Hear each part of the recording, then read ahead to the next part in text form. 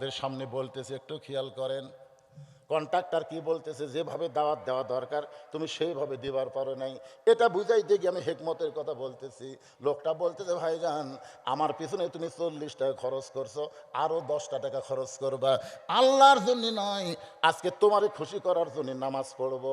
অথচ আল্লাহ কোরআনে বলেছেন, ইন্না সলাতি অনুসুখী অমাহায়া অমামাতি লিল্লাহি রব্বিল আলামিন। আরে জবান খুলে আল্লাহু আকবার। আপনার বলেন তো, নামাজ কার জন্যে? কুরবানি কার জন্যে? বাঁচিয়া থাকা কার জন্যে? মরা যাওয়া কার জন্যে? অথচ লোকটা কি বলতেছে, আজকে তোমার জন্য নামাজ পড়বো। মসজিদের কাছে যা বলতেছে, ভাইজান এতদিন খালি নামাজের কথা বলতেই তুমি যে গরম, বেনামাজি বলতেছে আজকে আবার কি বলবার চাচ্ছে, নামাজের আগে উজু করা লাগবে ভাই, উজু করা লাগবে রে। আরে পাগলা, উজু দরকার হয় গোসল করবো রে, তোর জন্য আজকে নামাজ পড়বো, তুই যা বলবি তাই। তো হচ্ছে না, গোসল করার দরকার নেই, চলো উজু করি। দুইজন উজু টুজু করে আর মসজিদের মধ্যে ঢোকার সময় নামাজি বেনামাজিকে বলতেছে, ভাই রে মসজিদে কিন্তু ইচ্ছা মতো ঢোকা যাবে না, ডান পায়ে ঢোকা লাগবে। জোরে কোন পায়ে? শুধু ডান পায়ে ঢুকলে হবে না, জবান খুলে একটা দোয়া পড়া লাগবে। বেনামাজি বলতেছে, আমি তো দোয়াটা জানি না। এবার নামাজি বলতেছে, তাহলে আমার সঙ্গে পড়ো, আল্লাহুম্মা আফতাহলি আবওয়াবা রহমাতিক। নামাজির সাথে বেনামাজি দোয়া পড়ে যেই মাত্র মসজিদের মধ্যে ঢুকছে, নামাজি এক দৌড়ে সামনে কাতারে গেছে। কোন কাতারে? বেনামাজি কেবল ঢুকতেছে আর নামাজের সামনে কাতারে গিয়ে বলতেছে, আল্লাহ আল্লাহ, আমার দায়িত্ব হলো দাওয়াত দেওয়া। আগে দাওয়াত দিছি, খালি রাগই হচ্ছিল, আজকে 40 টাকা খরচ করছি, আজকে মসজিদের মধ্যে ঢুকছে। আল্লাহ, আমার দায়িত্ব হলো দাওয়াত দেওয়া, আর তোমার দায়িত্ব হলো হেদাত দেওয়া। আপনারা বলেন তো, আমাদের দায়িত্ব কি? হেদাত দেওয়ার দায়িত্ব কার? তা আমার দায়িত্ব হলো দাওয়াত দেওয়া। আমি যেভাবেই হোক দাওয়াত দিয়ে তোমার ঘরের মধ্যে ঢুকেছি। এখন তোমার দায়িত্ব হলো হেদাত দেওয়া, তুমি কি করবা সেটা তুমি জানো। তুমি আমার ধরবার পারবা না, কারণ 400 বার আমি নবী আবু জেহেলের কাছে কলেমার দাওয়াত দিছি। জোরে কারণ সুবহানাল্লাহ। আল্লাহ নবী কতবার গেছে? 400 বার গেছে। প্রত্যেকবারই আবু জেহেল একটা না একটা বলিছে। নবী কয়, এত গাল খাচ্ছি, আল্লাহ বলতেছেন আপনার কাম কি? আপনার কামই হলো দাওয়াত দেওয়া, আমার কাম হলো হেদাত দেওয়া। রাসূল বলেন, আল্লাহ, তাহলে আবু জেহেলের ভাগ্যে কি হেদাত নাই? আবু জেহেলের ভাগ্যে কি হেদাত হবে না? আল্লাহ বলেন, হাবিব আপনি যে আল্লাহর নবী এটা আবু জেহেল জানে। কি করে? নবী চুপ করছে, নবী চমকে উঠছে, আমি আল্লাহর নবী এটা আবু জেহেল জানে? আল্লাহ বলতেছে জানে। এই জন্যে এর ভাগ্যে হেদাত হচ্ছে না, কারণ ই জানে ঠিকই, মানে না। আপনারা বলেন তো, এই কোরআন শরীফ যে পৃথিবীর শ্রেষ্ঠ কিতাব, এটা কারা কারা জানেন না? এমন একটা লোক বলেন, হুজুর কোরআন পৃথিবীর শ্রেষ্ঠ কিতাব নয়, আমি এই কোরআন সম্পর্কে জানি না। ওয়াজ শুনতে শুনতে আমরা সবাই জানি আল্লাহর কোরআনের মধ্যে কোনো সন্দেহ নাই, আল্লাহর কোরআনের মধ্যে কোনো ভুল নেই। মানুষের তৈরি যে সমাজে আমল করলে আল্লাহ কবুল করবে না, আল্লাহর কোরআন অনুযায়ী সমাজ এবং রাষ্ট্র গঠন করা লাগবে। এই কথা কে জানে না বলেন তো? সবাই জানে। কে জানে না আল্লাহর নবী হলেন শ্রেষ্ঠ নেতা? কে জানে না? আমার নেতা, তোমার নেতা, যারা বলতেছেন না আল্লাহ, যারা বিশ্ব নবী শ্রেষ্ঠ নেতাটা যারা বলতেছে না, এরা কিন্তু হাসরের ময়দানে বিচারের দিনে ধরা খাবি। এখন একটা সুযোগ দিলাম, এবার সবাই জবান খুলে বলবেন, আমার নেতা, তোমার নেতা, বিশ্ব নবীর চরিত্র। আপনি যেই নেতাকে নেতা বানা পিছনে পিছনে ঘুরতেছেন, ওই নেতার চরিত্র কেমন?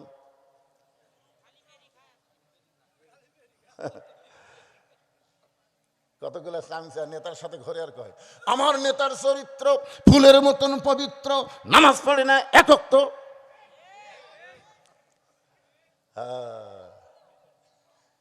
আমি একদিন আমার বউকে 500 টাকা দিয়ে বললাম, 500 টাকা দিয়ে বললাম, তুমি খালি আমাকে একবার হুজুর কত।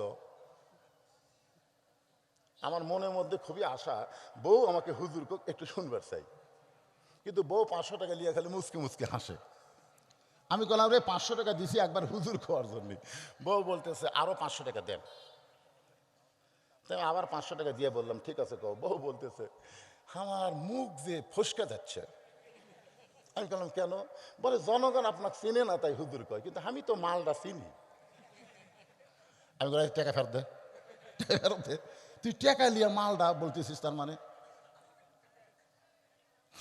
বাংলাদেশের কোন পীরের বউ মুরিদ হয় না পীরের কাছে, খোঁজলে দেখবেন কোন পীরের বউ ওই পীরের কাছে মুরিদ হয় না।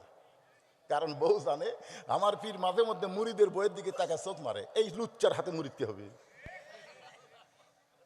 বউ হুজুর কয় না।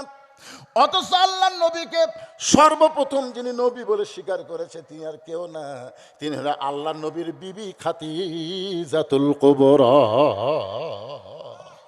আপনার বলেন তো, নিজের বউ হয়ে যদি নবীকে নবী বলে স্বীকার করে, সেই নবীর বাহিরেও যা ভিতরেও তাই। আল্লাহ বলেছেন ওয়া ইন্নাকা লাআলা খুলুকিন আযীম। তাহলে কোন নেতা মানা যাবে না, একজনকেই নেতা মানতে হবে, তিনি হলেন আমাদের নেতা মুহাম্মাদুর, সকলে বলে সাল্লাল্লাহু আলাইহি ওয়াসাল্লাম। কথা প্রসঙ্গে বললাম, একটু মনোযোগ দেন। লোকটা আল্লাহর কাছে গিয়ে বলতেছে আল্লাহ আমার দায়িত্ব ছিল তোমার বেনামাজি বান্দাকে তোমার ঘরের মধ্যে ঢুকানো, এখন তোমার দায়িত্ব হলো হেদায়েত দেওয়া। বলেছে কার কাছে? আপনারা বলেন তো কতক সময় আল্লাহ বান্দার দোয়া কবুল করবেই? যখন বান্দা ও আমিলা সালিহা ওয়া ক্বালা ইন্নানি মিনাল মুসলিমিন। আপনারা বলেন তো যে লোকটা নামাজের দাওয়াত দেয় বেনামাজিকে আল্লাহর ঘরের মধ্যে নিয়ে গেছে, এই মানুষের মধ্যে নেক আমল আছে না নাই? এই মানুষটা একজন যে মুসলমান এই ব্যাপারে কোনো সন্দেহ আছে? কারণ খালি খালি বলা হয়নি, ওই টাকা খরচ করেও কাম করতেছে। আল্লাহ দোয়া কবুল করছে। আসলে 4 রাকাত ফরজ নামাজ শেষ হয়ে গেলে নামাজি বলতেছে ভাই নামাজ তো শেষ, চলো যাই। বেনামাজি কান্না শুরু করছে। নামাজি বলতেছে কান্দো কেন? বলে ভাই নামাজের মধ্যে এত শান্তি আমি বাইরে থেকে কোনোদিন বুঝবার পারিনি রে। আজকে ভিতরে সেই 4 রাকাত নামাজ পড়ে সেইটা যখন যাই মনে হয় আমার কলিজার মধ্যে আমার আল্লাহর মহব্বত এসে গেছে। জোরে কর সুবহানাল্লাহ। এই জন্য আল্লাহ কোরআনে বলেছেন অসজুদ ওয়াক্তারিব, তুমি যখন সেজদায় যাবে আমি আল্লাহ তোমার নিকটে চলে যাবো। জোরে কর সুবহানাল্লাহ। এদিকে কি গল্প শুরু হলো? তোমাকে কি গল্প বাদান? এমনি তো মাইক কথা বলতেছে না, সাউন্ড দিলে হবে না রে পাগল। জোরে চিল্লালে মানুষ কি কয় এত জোরে চিল্লাস কেন বোঝা যায় না, আবার আস্তে করে জনগণ কি কয় ফিস ফিস করিস কেন শোনা যায় না। তার মানে জোরেও ভালো না আস্তেও ভালো না, মাঝারিটা সবসময় ভালো। জোরে কোন কথা ঠিক কিনা? আমার কথা কি আপনার বুঝতে পারতেছেন? বুঝতে পারতেছেন তো? আলহামদুলিল্লাহ। এশার নামাজ পড়ে হযরত আলী বলতেছেন ইয়া রাসূলুল্লাহ আমি শুনলাম এই দুনিয়াতে 10 জন সাহাবীকে আল্লাহ নাকি আশারে মুবাশশারা ডিগ্রি দিছে। আলী বলতেছে কাকে? আল্লাহর নবীকে। রাসূল বলতেছেন হ্যাঁ। আলী বলতেছে নবী গো আমি কি এই 10 জনের মধ্যে আছি? রাসূল বললেন তোমার নাম 4 নম্বরে আছে। ধরে কোন কয় নম্বর? 1 নম্বর হলেন আবু বকর, 2 নম্বর হলো ওমর, 3 নম্বর ওসমান, 4 নম্বর আলী। নবী যখন মদিনার রাষ্ট্রনায়ক ছিলেন এই 4 জনকে আল্লাহর নবী 4টা দফতর দিয়েছিলেন। 4টা কি দিয়েছিলেন? দফতর বোঝেন? ধর্মমন্ত্রী হলেন আবু বকর, আইন মন্ত্রী হলেন হযরত ওমর, অর্থমন্ত্রী হলেন ওসমান গনি, আর শিক্ষামন্ত্রী হলেন হযরত আলী। ধরে এখন সুবহানাল্লাহ। এই যে 4টা দফতরের নাম করলাম, এই যুবকেরা মনোযোগ দিয়ে শোনো। ধর্মমন্ত্রী আবু বকর, ঠিক আছে, তার মধ্যে ধর্ম কম না বেশি? আবু বকর কেমন ধার্মিক ছিলেন? আল্লাহ রাসূল বলেছেন যে স্বয়ং আল্লাহ তাআলা আরশ থেকে আবু বকরকে সালাম দিয়েছে। জোরে খান সুবহানাল্লাহ। আইন মন্ত্রী হযরত ওমর কেমন ছিলেন? কড়া। এই কোরআনের 21টা আয়াত আল্লাহ হযরত উমরের শানে নাজিল করেছে। জোরে খান সুবহানাল্লাহ। অর্থমন্ত্রী হযরত ওসমান কেমন ছিলেন? অর্থমন্ত্রী কেমন দানবীর? এটা একজন কয় দানবীর ছিলেন। আল্লাহ রাসূল বলেন ওসমান আল্লাহ তোমাকে এত সম্পদ দান করেছে তুমি কি হিসাব দিতে পারবা? অর্থমন্ত্রী ওসমান বলে, ইয়া রাসূলুল্লাহ, অবশ্যই একটা হিসাব আছে, কারণ যাদেরকে আল্লাহ সম্পদ দিছে তাদের শতকরা 2.5 টাকা আল্লাহকে আবার ফেরত দেওয়া লাগে। জোরে কোন কথা ঠিক কিনা? শতকরা কয় টাকা? এখন বলেন তো হিসাবের দরকার আছে না নাই? ধনী লোকেরা যদি সম্পদের হিসাব না করে, একটা ধনীও জান্নাতে যাবার পারবে না, কারণ সম্পদের হিসাব করতে হবে শতকরা 2.5 টাকা তা ওয়ারিশকে পৌঁছায় দেওয়া। সম্পদের ওয়ারিশ হলো গরিবেরা। ধরে কোন কারা? ওসমান গনি বলতেছে অবশ্যই একটা হিসাব আছে। রাসূল বললেন, কি হিসাব? ওসমান গনি বললেন, ইয়া রাসূলুল্লাহ, আল্লাহ আমাকে যত সম্পদ দিছে, এই সম্পদ রাখতে গেলে যে গুদাম হয়, এই গুদামের তালা লাগাইতে গেলে কতগুলো তালা লাগে, ওই তালার চাবি টানতে গিয়া আমার একটা উট হিমশিম খায়। সুবহানাল্লাহ বলেন না? এখন চিন্তা করেন কত সম্পদ, যে সম্পদ গুদামে রাখতে গিয়ে গুদামের তালার চাবি টানতে একটা উট হিমশিম খায়, তাহলে কত সম্পদ আছে হিসাব করেন। নবী বলেন, ওসমান, আল্লাহ যদি তার সম্পদ ফেরত চাই, যে আল্লাহ তোমাকে সম্পদ দিছে সে আল্লাহ যদি সম্পদ ফেরত চাই, তুমি কি করবা? বলা মাত্রই ওসমান গনি মারছে দৌড়। বলা মাত্রই ওসমান গনি কি মারছে? দৌড় মারছে। আইনমন্ত্রী উমর বলতেছে, ওগো আল্লাহ নবী, আল্লাহ যদি ফেরত চাই, এই কথা শুনে ওসমান যে দৌড় দিল। রাসূল বললেন, ওমর, তদন্তবিহীন কোনো কথা বলো না। ওসমান কি জন্য দৌড় দিল কিছুক্ষণ পরেই বুঝতে পারবা, কারণ আমি যাকে তাকে অর্থমন্ত্রী তো দায়িত্ব দেইনি। কিছুক্ষণ পরে ওসমান গনি ওই যে চাবি বহন করা ওই উটটা আল্লাহ নবীর কাছে নিয়ে এসে বললেন, ইয়া রাসূলুল্লাহ, যত সম্পদ আছে সমস্ত সম্পদ সহ গুদামগুলো তালা সহ এই চাবি সহ উটটা আমি আল্লাহ দিয়ে দিলাম। যেই বলছে আল্লাহ দিয়ে দিলাম। নবী বলতেছে, ওসমান, তাহলে তোমার জন্য রাখলে কি? ওসমান গনি বলতেছে, আমার জন্য আল্লাহ আর নবী ছাড়া অন্য কিছুর দরকার নাই। আর শিক্ষামন্ত্রীর নাম হলো হযরত আলী। জোরে বলেন, নাম কি?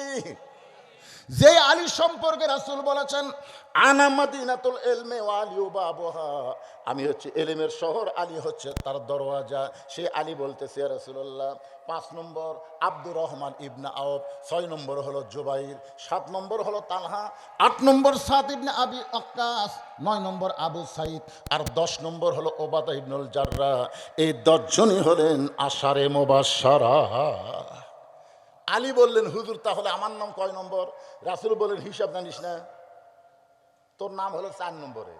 আলী বলতেছে, হুজুর, আজ থেকে আমি যদি কোনো নামাজ না পড়ি, আমি যদি আজ থেকে কোনো নামাজ না পড়ি, তারপরেও কি আল্লাহ আমাকে জান্নাত দিবে? রাসূল চমকে উঠছে। সেটা আলী তো মারাত্মক একটা কথা কথা। কি কথা? আজ থেকে আমি কোনো নামাজই পড়বো না, আল্লাহ আমাকে জান্নাতের সার্টিফিকেট দিয়েছে 4 নম্বরে। যদি আজ থেকে আমি কোনো নামাজ না পড়ি, এরপরেও কি আল্লাহ জান্নাত দিবে? আল্লাহ রাসূল বলে, আলী, শুধু নামাজ না, তুমি যদি আল্লাহর কোনো হুকুম না মানো, এরপরেও আল্লাহ তোমাকে জান্নাত দিবে। কেরে, কি হলো? মাইকের শব্দ ঠিক মতো শুনবার পাচ্ছে না নাকি? পিছনে যারা আমার কথা কি শুনবার পাচ্ছেন? কথাই কয় না।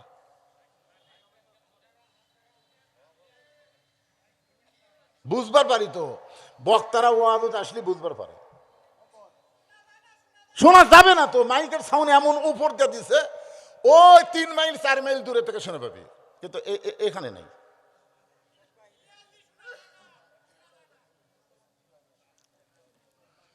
এই মাইক আলা ভাই, এই দেখো তো, জনগণ শোনার একটা ব্যবস্থা করো।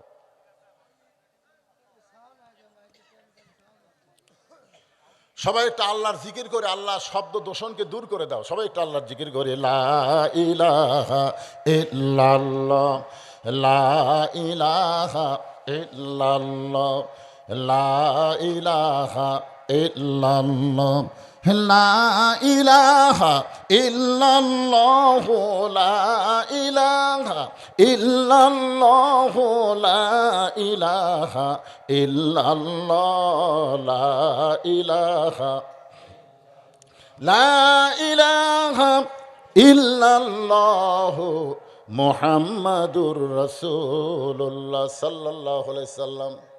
হযরত আলী বললেন, ইয়া রাসূলুল্লাহ, একদিনে সব তো বাদ দেওয়া যায় না। আজকে আপনার সামনে আমি বললাম, আজ থেকে ফজরের নামাজ আমি আর পড়ব না, কারণ 5 ওয়াক্ত নামাজের মধ্যে সবচাইতে কষ্টের নামাজ হলো ফজরের নামাজ। কোন নামাজ? আপনারা বলেন তো, 5 ওয়াক্ত নামাজের মধ্যে কোন নামাজ জামাতে না পড়লে মুনাফিক? এসব আদি দেন, ফজরের গুরুত্ব বেশি দেওয়া হয়েছে। 5 ওয়াক্ত নামাজের মধ্যে একটা ওয়াক্ত নামাজ বাড়িতে পড়লেও সে মুনাফিক হবে যদি মসজিদে না আদায় করে। সেই নামাজের নাম কি? আপনাদের মসজিদে কোন নামাজে মুসল্লি কম? তাহলে আপনাদের গ্রামে মুনাফিকের সংখ্যা বেশি না কম? মুনাফিকের জায়গা হলো জাহান্নামের সবচাইতে নিচে। আর আলী বলতেছে, ইয়া রাসূলুল্লাহ, আজ থেকে ফজরের নামাজ আমি পড়ব না। রাসূল বলেন, আলী রে, ফজরের নামাজ যদি নাও পড়ো, এরপরেও আল্লাহ তোমাকে জান্নাত দিয়ে দিবে। এই কথা বলে হযরত আলী যখন চলে গেলেন, আবু বকর রাদিয়াল্লাহু নবীকে বললেন, ওগো নবী, আলী এত বড় একটা বেয়াদবি করলো, আজ থেকে ফজরের নামাজ পড়বেন না? আপনি যে কিছুই বললেন না। নবী আবু বকরের কানের কাছে মুখ লাগায় ফিস ফিস করে বলতেছে, আবু বকর, নামাজ যদি জান্নাতের জন্য হয় তাহলে আলী নামাজ বাদ দিবার পারবে, কিন্তু নামাজ যদি আল্লাহর জন্য হয় আলী জীবন যাবে একটা ওয়াক্ত নামাজ কোনোদিন বাদ দিবে না। আপনারা বলেন তো, নামাজ কার জন্যে? জোরে বলেন, কার জন্যে? আর হযরত আলী কি বলতেছে, আল্লাহ যখন আমাকে জান্নাতের সার্টিফিকেট দিয়েছে তাহলে আজ থেকে আর ফজর পড়বো না। এই কথা বলে হযরত আলী বাড়িতে গেলেন। দরজায় গিয়ে সালাম না দিয়ে ফাতেমাকে ডাক দিলেন। ফাতেমা যখন দরজা খুলে বলতেছে, আসসালামু আলাইকুম, আলী চমকে গিয়ে বলতেছে, ফাতেমা, সারা জীবন সালাম দিয়ে বাড়িতে ঢুকি, কিন্তু আজকে সালাম দেওয়ার কথা মনে নাই। ফাতেমা বলতেছে, মনে হয় আপনি কিছু বাদ দিবার চাচ্ছেন, আর যখনই বাদ দিবার চাইছেন, আপনি ফরজ বাদ দিবার চাইলে আল্লাহ ওয়াজিব আপনার কাছ থেকে কাইরা নিবে। যদি ওয়াজিব বাদ দেন তাহলে সুন্নত আল্লাহ কেড়ে নিবে, আর সুন্নত যদি বাদ দেন নফল আর আদায় করতে পারবেন না। এটা হলো আল্লাহর নিয়ম। বাজান, একটু মনোযোগ দিয়ে শুনবেন। আলী বলতেছেন, ফাতেমা, আজকে ফজরের আজান যখন বেলাল দেবে, খবরদার তুমি যেন আমাকে ডাক দিও না। ফাতেমা চমকে গেল। যে আলী তাহাজ্জুদের নামাজ পড়ে, আর সে আলী বলতেছে ফজরের আজান যখন বেলাল দেবে তুমি যেন আমাকে ডাক দিও না। ফাতেমা মুস্কি মুস্কি হাসতেছে, কারণ যারা তাহাজ্জুদের নামাজ পড়ে তারা কোনোদিন ফজরের নামাজ বাদ দিবার পারে না। জোরে কোন কথা ঠিক কি না? আপনারা বলেন তো, তাহাজ্জুদের নামাজ আর ফজরের নামাজ, এই দুই নামাজের মধ্যে পার্থক্য কি? তাহাজ্জুদের নামাজ হলো মহাব্বত, আর ফজরের নামাজ হলো ইবাদত। জোরে কোন, তাহাজ্জুদের নামাজ কি আর ফজরের নামাজ হলো ইবাদত। যদি কোনো ব্যক্তি তাহাজ্জুদের নামাজ না পড়ে, তার আমল নামায় আল্লাহ কোনো পাপ দেবে না। যাদের কলিজায় আল্লাহর মহব্বত বেশি, তারাই তাহাজ্জুদের নামাজ আদায় করবে। এই কারণে আল্লাহ কোরআনে বললেন, অমিনাল লাইলি ফাতাহাজ্জাদ বিহি নাফিলাতাল লাক। জোরে সরে বলি আল্লাহু আকবার। ফাতেমা সেই দিন আর রাত্রে ঘুম পাড়েনি। হযরত আলীর মাথা উরাতের উপরে নিয়ে কপাল টিপতেছে যেন আজান কানত না যায়। কিন্তু আজানের আগেই যে একটা নামাজ আছে আজান ছাড়া, ধরে কোন কি ছাড়া, যেই তাহাজ্জুদের সময় হয়েছে হয়তো লাফ দৌড়ছে। ফাতেমা বলতেছে ঘুম পাড়ে, না না না, তাহাজ্জুদ পড়া লাগবে না। আলী বলতেছে, আরে পাগলি, তাহাজ্জুদের নামাজ না পড়ে আমি কেমনে শুয়ে থাকি? আল্লাহর মহব্বত আমার কলিজায় এত বেশি, তাহাজ্জুদের নামাজের মধু আমি ত্যাগ করবার চাই না। হযরত আলী ওযু করে তাহাজ্জুদের নামাজ আদায় করলেন। তাহাজ্জুদের নামাজ যেই মাত্র শেষ, এমন সময় হযরত বেলাল আজান দেয়। আজানের মধ্যে একই শব্দ দুইবার বেশি বলে, সেইটা হলো ফজরের আজান, যার মধ্যে বলা হচ্ছে আসসালাতু খায়রুম মিনান নাওম, ঘুম হইতে নামাজ অতি উত্তম। যুবকেরা, এই ফজরের আজান যখন মুয়াজ্জিন দেয়, তোমরা কি চেতন পাও? এরে যুবকেরা, তোমরা কি শুনবার পাও? ঘুম হইতে নামাজ যদি উত্তম হয়, তোমরা ঘুমের মধ্যে কেন থাকবে? কারণ যৌবন বয়সে যদি নামাজ আদায় না করো, বুড়া বয়সে তোমার নামাজ আল্লাহর দরকার নাই। আল্লাহ বলেছেন, শৈশবকালের কোনো হিসাব আমি নিব না, বুড়াকালের কোনো হিসাব আমার দরকার নাই, খালি যৌবনকালের হিসাব দিয়ে তোমরা জান্নাতে যাও। এখন বলেন তো, যৌবনকালে নামাজের দরকার আছে না নাই? সর্বপ্রথম হাসরের ময়দানে নামাজ সম্পর্কে প্রশ্ন করা হবে, নামাজ সম্পর্কে প্রশ্ন করা হবে।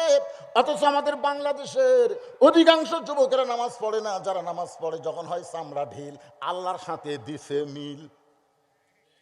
সারা জীবন অকাম বদকাম করছে, ঘুষের চাকরি করছে, বুড়া বয়সে চাকরি যখন রিটায়ার হচ্ছে তখন আল্লাহর কাছে কান দিচ্ছে, আল্লাহ আমি আর জীবনে ঘুষ খাবো না, আল্লাহ আমি আর জীবনে ঘুষ খাবো না। আপনার বলেন তোর ঘুষের চাকরি আছে? কথা কয় আছে? তো এখন তুই কান্দিস কেন? সারা জীবন অকাম বদকাম করছে, বুড়া বয়সে সিয়ার লিয়া মসজিদত গেছে, এইরকম কিছু শয়তান আছে না নাই?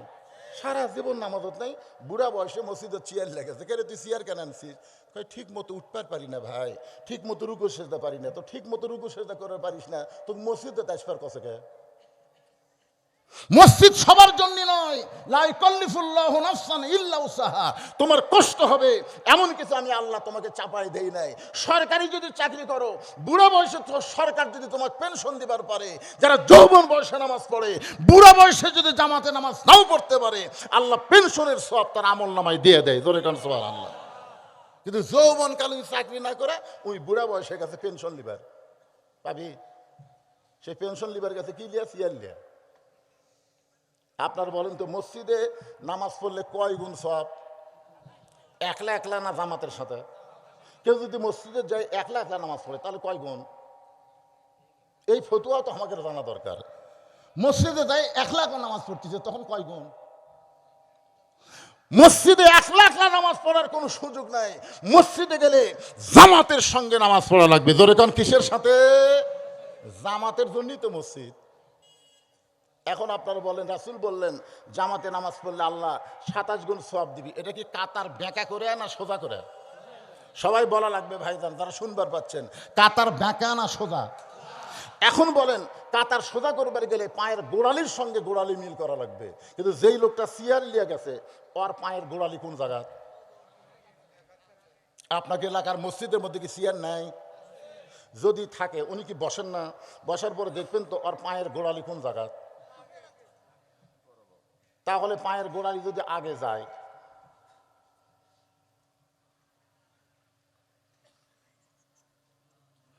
কি লেখছে? মাজুর। মাজুর আয়াতই বললাম তো, লা ইকাল্লিফুল্লাহু নাফসান ইল্লা উসাহা। এই আয়াতের অর্থ আপনার বুঝা পাননি। তোমার কষ্ট হবে এমন কিছু আল্লাহ তোমাকে চাপাইয়া দেয়নি। আর মাজুর ব্যক্তির জন্য জামাত ওয়াজিব না। অসুস্থ ব্যক্তির জন্য জামাত কি? যেটি পারে সেটি পড়বি, খাড়া হয়ে পড়ুক, বসে থেকে পড়ুক, শুয়ে থেকে পড়ুক, ইশারার দ্বারা পড়ুক, পড়তে হবে, কিন্তু জামাতে পড়া লাগবে না। আমার কথা কি বুঝতে পারলেন? তাহলে যেই লোকটা সিয়ারলে পড়তেছে আর পাও কুটি, তাহলে আপনাকে দায়িত্ব কি? ওরই কারণে যে 27 গুণ সওয়াব কম হচ্ছে, তাহলে ওকে কাতারের মধ্যে নিবেন না কি করবেন? তখন আপনাকে 4 জন ব্যক্তি এসে ওর 4 সিয়ার ধরবেন, অক সহ কান্দত করে লিয়া বারান্দার থবেন, যে তোর জন্য ভিতরে দরকার নাই, তুই বারান্দার থাক। আরে সভাপতি আর সেক্রেটারির কথা হচ্ছে না, এখানে 27 গুণ সওয়াবের কথা হচ্ছে। জোরেকার কথা ঠিক না? আপনি কি ইয়ার কি মারবে মসজিদে যাচ্ছেন? 27 গুণ সওয়াবের জন্য যাচ্ছেন। আপনার পায়ের গোড়ালির সঙ্গে গোড়ালি মিল করার দরকার আছে না নাই? এখন যদি এসপি সাহেব কাতারত থাকে আর চৌকিদার ভয়ে যদি আধার পিছনে আসে, জামাত হবে? আওয়ামী লীগ যদি সামনে যায়, বিএনপি যদি পিছনে আসে, তাহলে জামাত হবে? তুমি জামাত আওয়ামী লীগ করো, বিএনপি করো, তুমি যেই দলই করো, মসজিদের মধ্যে গিয়ে কোনো দলাদলি চলবে না। পায়ের গোড়ালির সঙ্গে গোড়ালি মিল করে, কাঁধের সঙ্গে কাঁধে মিল করে জামাতের সঙ্গে নামাজ পড়া লাগবে। জোরে কোন কথা ঠিক কি না?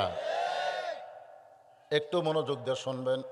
যুবকদের জন্য বলতেছি, যুবক, যেই মাত্র ফজরে আজান হযরত আলীর কানের মধ্যে ঢুকে গেছে, সঙ্গে সঙ্গে হযরত আলী তাহাজ্জুদের নামাজ শেষ হয়ে গেল, এখন মাথায় পাগড়ি পরে মসজিদ দিকে রওনা দিয়েছে। ফাতেমার সামনে দাঁড়ায় বলতেছে, আপনি না বলেছেন ফজরের নামাজ পড়বেন না? আপনি নাকি আমার বাবার কাছে ঘোষণা করেছেন ফজরের নামাজ পড়বেন না, তাহলে এখন পাগড়ি মাথার দিয়ে কোথায় যান? আলী বলতেছে, ফাতেমা আমি ফজরের নামাজ পড়বো না এটা ঠিক আছে, কিন্তু আজকে একটু বাহির থেকে নামাজের দৃশ্যটা দেখবার চাই। নামাজ পড়বো না, কিন্তু আজকে বাইরে থেকে দেখবো জনগণ কিভাবে নামাজ পড়ে। হাজার হাজার মানুষকে নিয়ে একজন ইমামের নাম হলো ফজল ইবনে আব্বাস, জোরেকর নাম কি, জোহরের নামাজ আদায় করতেছে। ইতিমধ্যে এক পাগল বাইরে থেকে বলতেছে, ইমাম মসজিদে নাই রে, ইমাম মসজিদে নাই। আপনারা বলেন তো, যেই লোকটা বলেছে ইমাম মসজিদে নাই, ওই কি মসজিদের ভিতরে আছে না বাইরে আছে? বাইরে থেকে যেই বলছে ইমাম মসজিদে নাই রে, ইমাম মসজিদে নাই, সমস্ত